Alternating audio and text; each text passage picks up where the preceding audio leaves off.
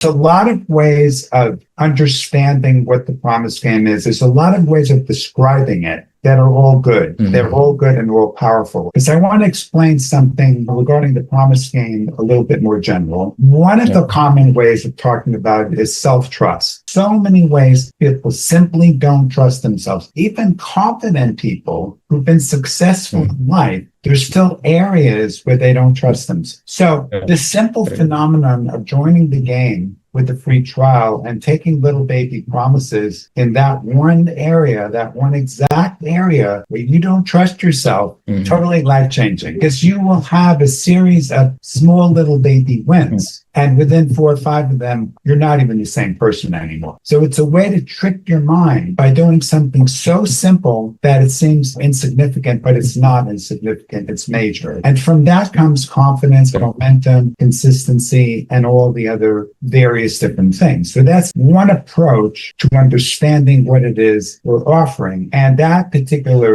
trajectory has a progression to it. In other words, that's the first step, but then you can keep going further and further, and there are other benefits. Now I want to shift gears and I want to talk about a different topic, which has actually just emerged fairly recently, and it has to do with partnership, because where the promise game is mind-blowing and life-changing, it's in the arena of creating partnerships. Now, we're always in business and in life, we're always meeting new people. We're networking, going here, going there, social media. And sometimes we're hoping and working very hard on the idea of building something powerful or profitable with an individual. And so many times it doesn't pan out. Why does it not pan out? The reason is because people do not have integrity, they don't communicate, and they're always changing and inconsistent. And I shared a story, I was writing a script where I meet people like on various different platforms, and I have meetings with them, and we're so aligned in our thinking and our common interests, etc. And then we get started and they're off and they're gone. They don't keep their agreements, they miss appointments. It's a complete crapshoot. And the sad reality is that is unfortunately the way most people are. They're just not committed and not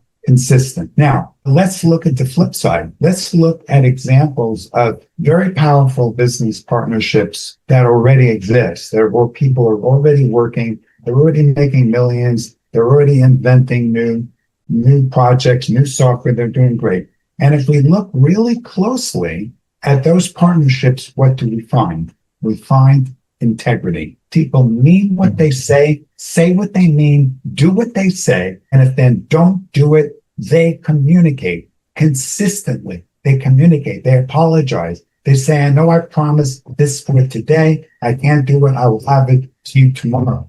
They don't just blow it off. So what is the promise game? From this vantage point, promise game is a structure, a system, an environment, a community which builds this foundation of integrity in partnerships. Oh my God, it's oh my God, it's like totally life-changing. So if you ask somebody, who are the kind of people you want to partner with? You want to partner with people who are flakes, who you never know what the hell they're doing or when they're doing it? No, you don't.